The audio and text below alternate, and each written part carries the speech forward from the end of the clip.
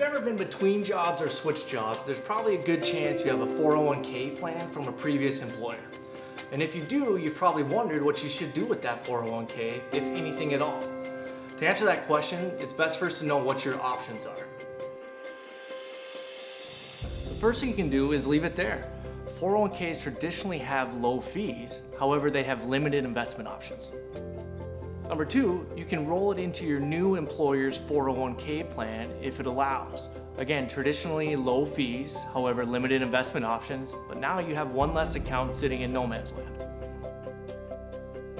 Number three, you can cash it out. Now this would be taxable, and if you're under the age of 59 and a half, it'd be a 10% penalty as well.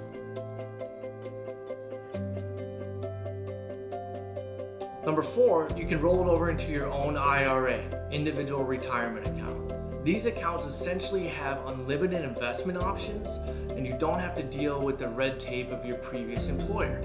You can also work with a financial advisor to help you on the account for better communication.